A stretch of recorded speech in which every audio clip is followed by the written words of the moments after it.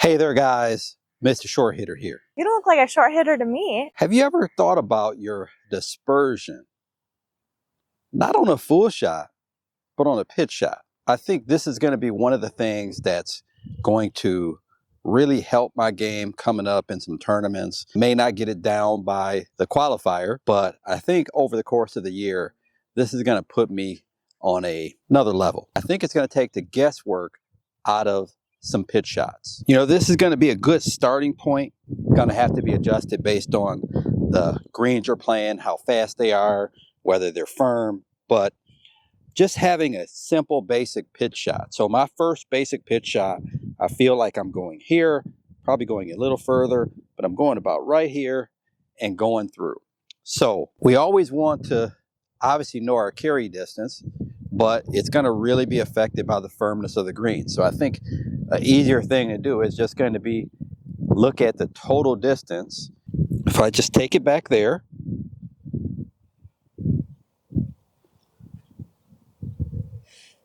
and go through.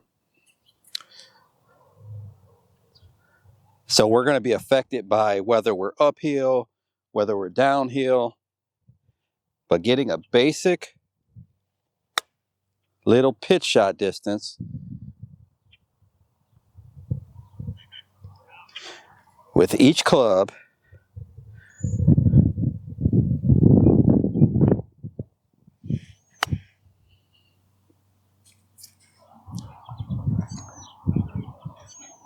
and we'll get a dispersion just like we would with all our clubs. If we can take it back that consistent distance, have a decent strike,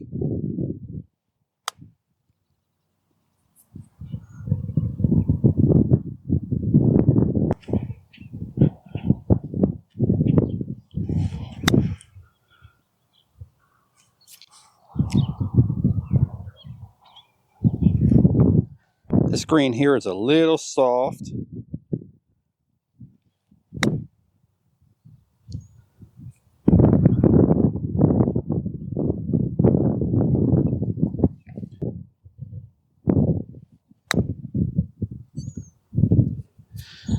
But I think just having that basic motion with a few different clubs, it's going to take a lot of the guesswork out of these distances.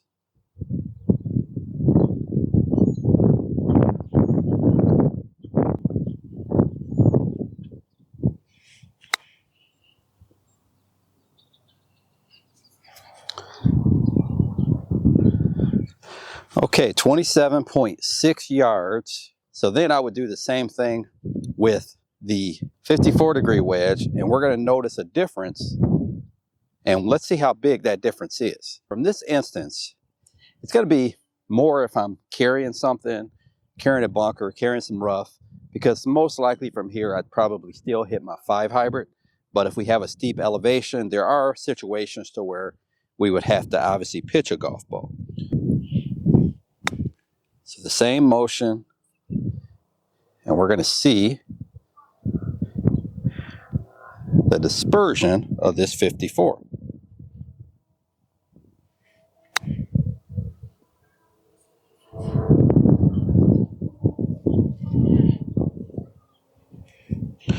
So what we're doing is we're taking out the guesswork. Same swing. We can practice the same swing.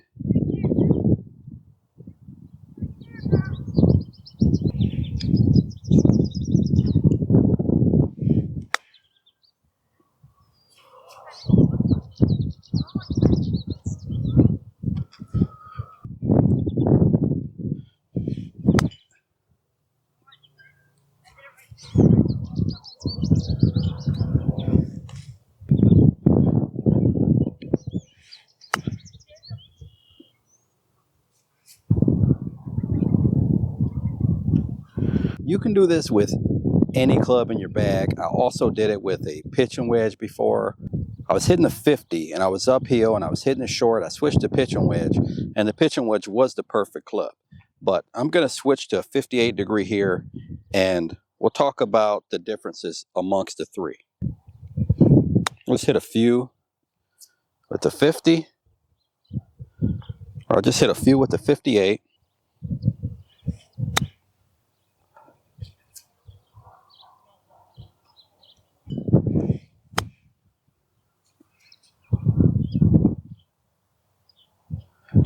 I would definitely say this is the middle, and it looks like the difference is about 4 yards from front to back.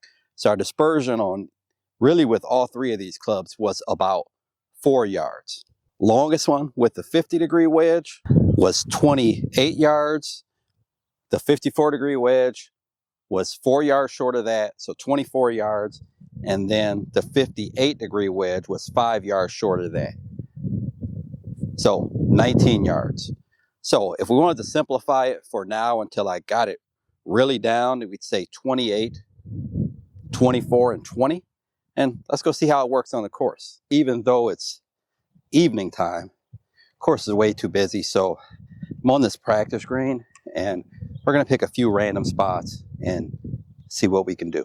27 yards. It is a little bit of an uphill slope, but I think it's that 50-degree wedge. So we'll take the 50, go right back here, see what we get. There's a steep hill right here to consistently always hit it inside 10 feet. Let's try the 50, see how it rolls up that hill.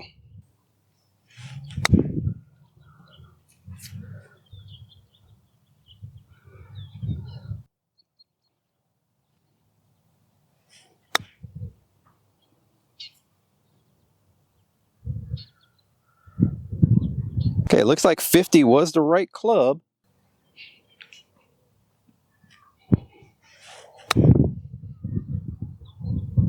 There's that slope. Okay, so outside of playing the slope correctly, it looks like I'd say that's successful. Okay, 21 yards. The 58 was 19.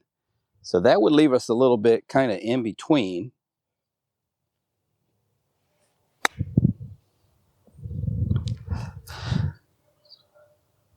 So that's what we would expect. Got a heel right there. It's not going to roll as far. So those balls are going right where we would expect them to go. That's about 10 feet short. So let's switch to the 54 with the slope there, 21 yards. The 54 should be a pretty good club.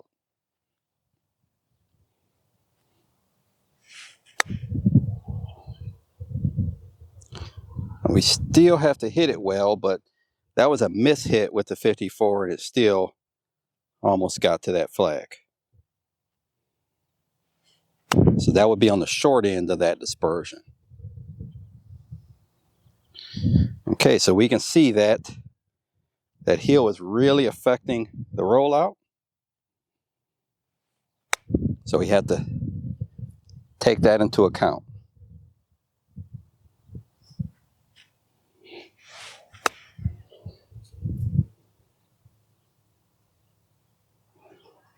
The last thing I want to do as the sun is beginning to set is look at the same shot from downhill. So we're going to have to factor in firmness of the greens, whether it's downhill, uphill, so on and so forth. We're going to add 20%. So let's just say roughly 5 yards. So I'm going to hit a shot from 29 yards downhill, and let's just see what happens.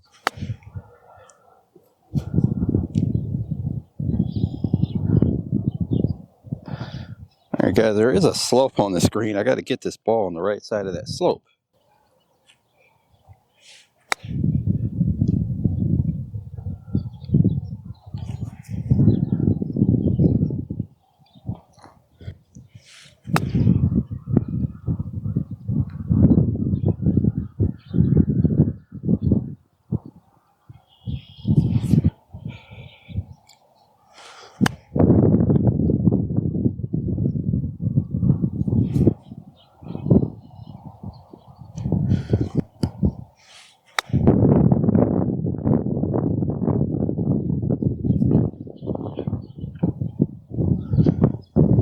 Kind of a challenging shot, I believe, from there that rolled away from the hole, whichever side you missed it on. We have 2 shots here about 4 feet from the hole. We have another one here about 6 feet, and then we have 3 putts that are probably in the 10-foot range. You know, my goal is to consistently get all of these shots, anything really inside of 30 yards, inside of 10 feet all the time. And I have to make quite a few of those putts. I've got a green I found that's a little bit more firm than the other one. I'm going to set it up at 28 yards and again hit that 50-degree wedge and see what happens.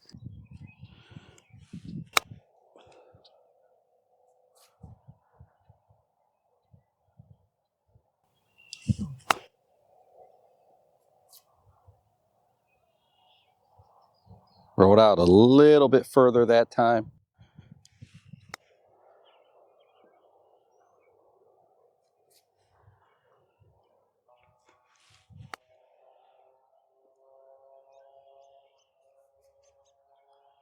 So guys, knowing that this green is a little firmer, I think I caught myself subconsciously just hitting it a little bit easier.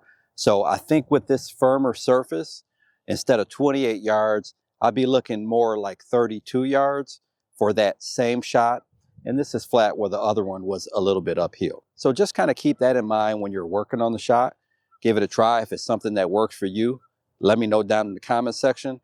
And as always, if you enjoyed the video, like, comment, subscribe. Until next time, Mr. Short Hitter, out. 5 holes to go, just play 13.